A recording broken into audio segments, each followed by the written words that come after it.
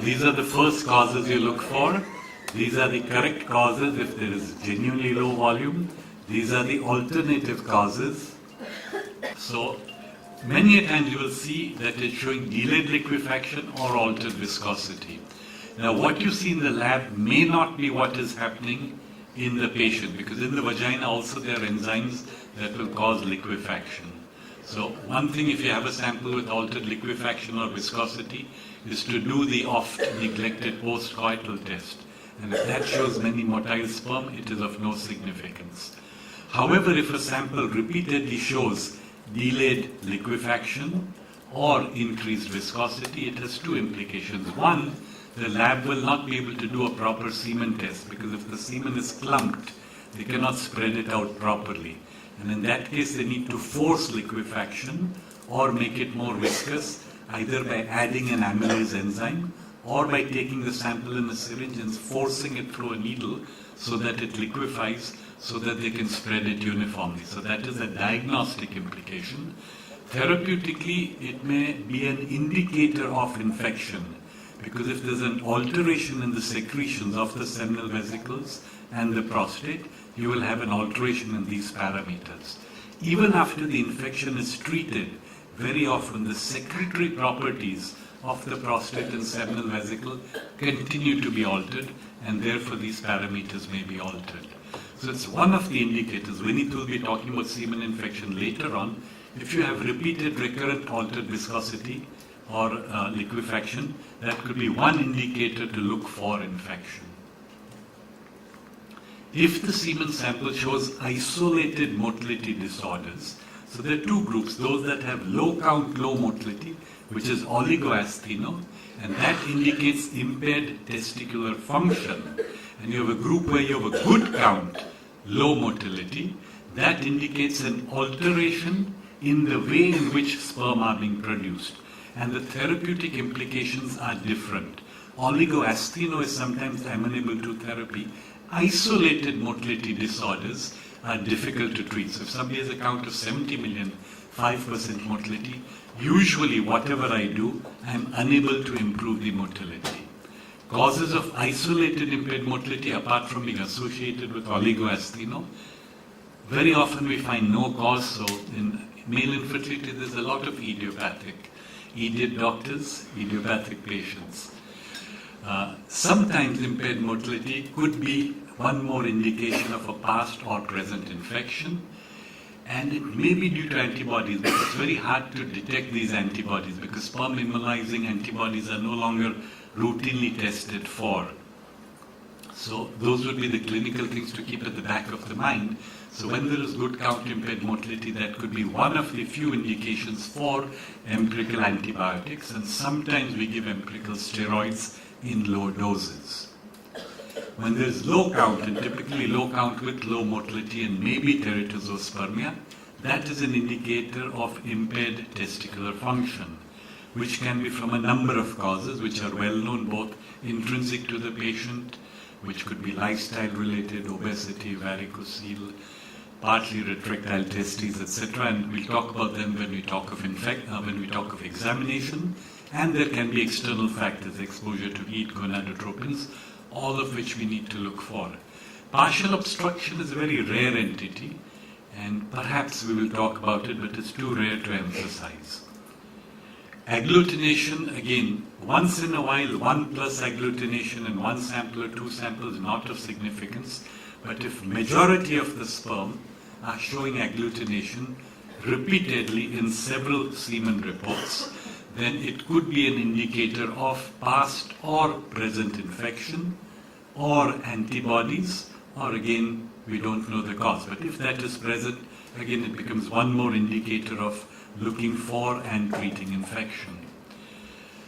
Again, we'll probably show this slide on pus cells, but it's worth repeating. He will talk about it, and I'm going to talk about it once more to emphasize something very, very important. My only take-home message from this talk is about pus cells. Again and again and again, I see patients receiving antibiotics and antibiotics and antibiotics for persistent pyospermia that was never there in the first place. 80% of the reports that say pyospermia are wrong. And the reason is that this report of pyospermia is based on the examination of a wet prep without any stain and without a phase contrast microscope. And if a pathologist looks at a wet prep of semen, all these three cells look the same. To the left you see the real leukocyte, which is an indicator of infection. But the semen also has macrophages, which are scavengers. They go about eating dead sperm. They're normally present in the absence of infection. And there will be primary spermatocytes, which are also always present to some number in the semen. So very often that report of 20 to 30 pus cells is actually a count of macrophages and spermatocytes. So what you need to communicate to your pathologist, if it's azoospermia, low volume, please do fructose. And if in the wet prep you've seen more than 5 to 10 pus cells per high power field, before you label it as pus cells, stain the slide, examine it again, and only then report the pus cells. As per the WHO manual, in fact, they have to report only peroxidase positive cells, which means only those cells that stain to peroxidase. Most labs don't do that. Even if they don't do a peroxidase positive stain, the least they can do is eos and nigros, in which they all have. Look at the morphology and then report it. If you're still uncertain about your pathologist, then rope in the urologist, make him do a prostatic massage, examine the prostatic fluid. Since most of the pus cells come from the accessory glands, if there is genuine pyospermia, there will be associated prostatitis. And the prostatic fluid, if it shows a large number of pus cells, is indicative of infection, because the prostatic fluid is not contaminated by the macrophages and the primary spermatocytes. So if I have a semen report showing 30 pus cells, but a prostatic fluid showing only 1 to 2 round cells, then I would disregard the semen report. Ideal, of course, would be to have a properly stained sample. So very, very important, because too often patients are given too many antibiotics, spend so much time, energy, money doing repeated semen cultures which were not indicated in the first place.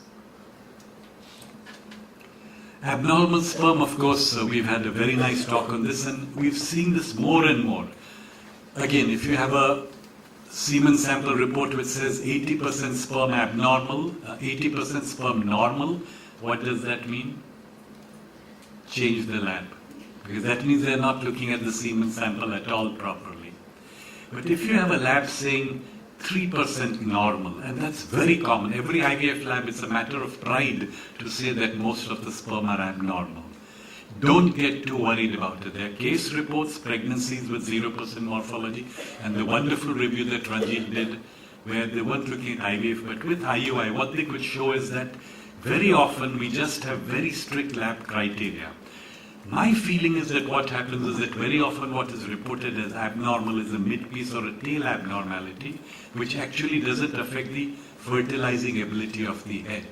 And that is the reason why you can have 99% abnormal sperm by very, very strict criteria, ICSC board marking, but those sperm are still fertile. So don't get panicky. Too often patients come with large number of abnormal sperm reported. The gynecologist happily attributes the BOH to that, or the failure to conceive to that, and the patient, of course, has visions of twin-headed babies being born, none of which are probably true. So take the morphology with a pinch of figurative salt. So that was the first part, the clinical implication of semen analysis. What is the next basic step? There's a certain level of history taking and examination required. But just to emphasize that the marital history, increasingly important, because at least in the cities we are seeing more and more young couples, husband working, wife working, MNCs, long hours, call centers, hardly meet, frequency of intercourse twice, thrice a month. They're missing the fertile days, and then they wonder why there is no pregnancy. So frequency of intercourse, adequacy of intercourse, very important. Often they are hurried, the lubricant is poor, then they use KY jelly. Any petroleum-based jelly will kill the sperm. So one needs to tell them that they can't use that. They can use a vegetable oil-based lubricant. So coconut oil is fine, lubric is fine, but not KY jelly. Sometimes the wife gets up immediately after intercourse, does a nice proper job washing, douching, and then wonders why she's infertile. So this is a basic history that we need to go into. We've seen couples who've had unconsummated marriages, not picked up, gone in for an IVF, and the unconsummated marriage was not treated. Lifestyle can make quite a difference. We have many patients who come with good dramatic improvement in the semen when they've had a lifestyle change. So part of the history should look at that. Eating hours, stress levels, how much time they spend, do they use sauna, steam, smoking, recreational drugs, all of which can impact fertility, need to be documented and corrected with fairly strict advice to the patient. Then comes the medical history, and the standard textbooks give a big table that gets very confusing. But if you look at the semen analysis and what is the abnormality, then the history can be more specific. So if a man has azoospermia, then we're looking at causes of either obstruction or causes of testicular failure. So if he's had mumps with orchitis or a history of hernia surgery in childhood, very often that was for undescended testes, and that would explain why his testes is damaged. And when we talk of managing oligoasteno, the history of something that has damaged the testes would be very important. On the other hand, if he has the STD, smallpox, now no longer we see them, or a scrotal abscess, which is an indicator of genital tuberculosis, or if he has hernia hydrocele surgery where there is an iatrogenic block, that would explain the obstruction. So it's very common. We must have seen maybe 200 patients or more, especially coming from the East Orissa side and from Central India, UP. History of bilateral hydrocele surgery. 95% of the times they have obstructive azoospermia, either secondary to the filariasis or secondary to the hydrocele surgery. So the mere history of the surgery often gives you the diagnosis and tells you there's a high probability of getting sperm in these cases for use in ICSI. If the patient has asthenozoospermia, we're trying to look at causes of either infection or ciliary tail defect. So history of recurrent respiratory tract infection or urinary infection or indications of chronic epididymal orchitis would correlate with the cause of poor motility. If it's oligoasthenozoospermia, then of course all the remaining factors, including some medications which are estrogenic, anti-androgenic, or antibiotics like nitrofurantoin, which can affect the sperm quality, recreational drugs, stress, etc. Then we come to examination. Now a lot of the lady gynecologists don't examine the male.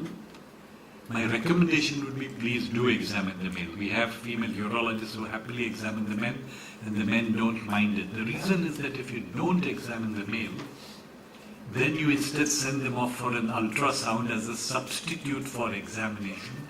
And ultrasound is not a substitute for examination of the male. It can miss findings and it can pick up findings which are not clinically relevant. So the male needs to be examined, and if you're not comfortable examining the male, second best thing is to marry a surgeon or a urologist. And if the guy is too ugly to marry, then refer the patient to him. But someone has to be in your team to examine the male, because only then are you going to pick up.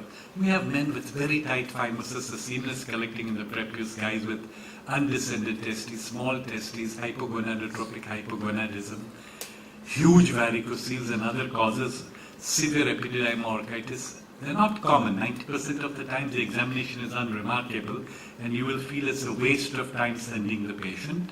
But every once in a while there will be a significant finding, and therefore the male should be examined. It also helps them get over their grouse, because often men will tell me, and I'm sure they tell Ranjit, they did so many things for my wife and nobody even spoke to me or bothered to look at me. So the men should be examined, ideally by the specialist or by someone in your team.